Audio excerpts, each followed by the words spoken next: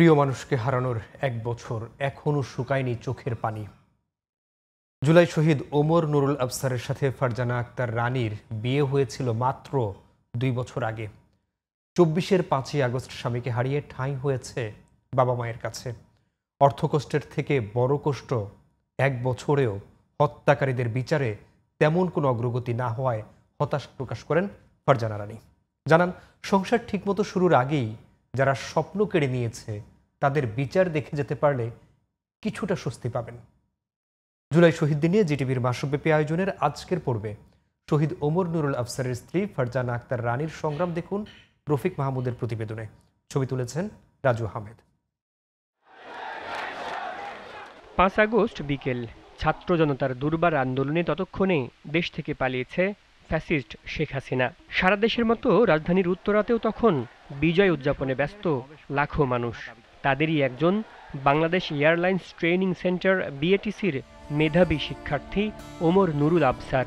ফ্যাসিবাদ পতনের আন্দোলনে অংশগ্রহণের জন্য ভোর ৫টায় বাসা থেকে বের হয়ে যান। তবে উত্তরার জসিমউদ্দিনে পুলিশের গুলিতে গুলিবিদ্ধ হন বিকেল ৪:৩০টার দিকে। আর সন্ধ্যার দিকে উত্তরার ক্রিসেন্ট হাসপাতালে শেষ নিঃশ্বাস ত্যাগ করেন। প্রিয় মানুষটির গুলিবিদ্ধের খবর শুনে তখনই রওনা দেন শহীদ ওমরের প্রিয়তমা স্ত্রী ফারজানা আক্তার রানী। তবে সেদিন রাস্তা ছিল যানবাহন শূন্য, রাজপথ ছিল মানুষের দখলে।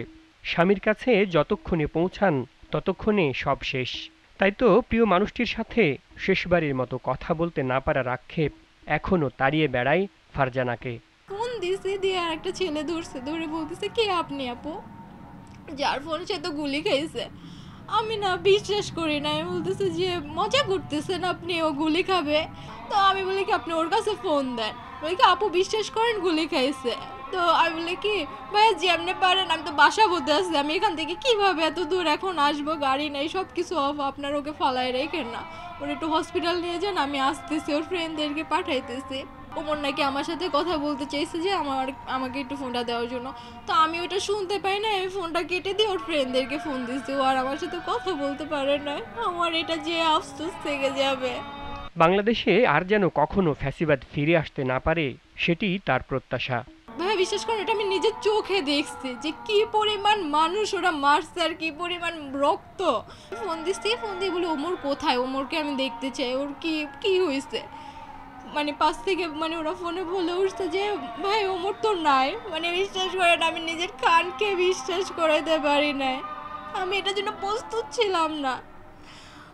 আমি ওরা স্যার আমি 7টা বছর আগলে রাখছিলাম, সেই মানুষটা আমার জীবন থেকে চলে গেছে, আমি কিভাবে বিশ্বাস করাবো। জুলাই গণঅভ্যুত্থানে নারকীয় হত্যাযজ্ঞের ১ বছর পার হয়ে গেলেও এখনও হত্যাকারীদের বিচারে কাঙ্ক্ষিত অগ্রগতি না হওয়ায় ক্ষুব্ধ শহীদ ওমরের স্ত্রী। 1 বছর হয়ে গেছে, এখন অবধি বিচারের কত দূর আসছে বলেন। আমি তো দেখতেছি না বিচার হবে বলে কোনো কিছু। আমরা তো সেই 1 বছর ধরে বলতেই আছি বিচার করো। আমি নিজে চাই, আমি যে ভালোবাসার মানুষটাকে হারাইছি, আমি অন্তরে আমি যেভাবে পুড়তেছি, আমি চাই ওরা যে মারছে তারও সেইভাবেই সে চলে যাক। মৃত্যুর 2 দিন পর 7 আগস্ট সন্ধ্যায় চট্টগ্রামের গোয়ালখালীতে চিরনিদ্রায় শায়িত হন সাহসী বীর ওমর নুরুল আবসার। রাষ্ট্র যেন শহীদ এবং তার পরিবারের প্রাপ্য সম্মানটুকু দেয় স্ত্রী হিসেবে, এটুকুই চাওয়া ফারজানা আক্তার রানীর। Rafiq Mahmud, GTV news, Dhaka.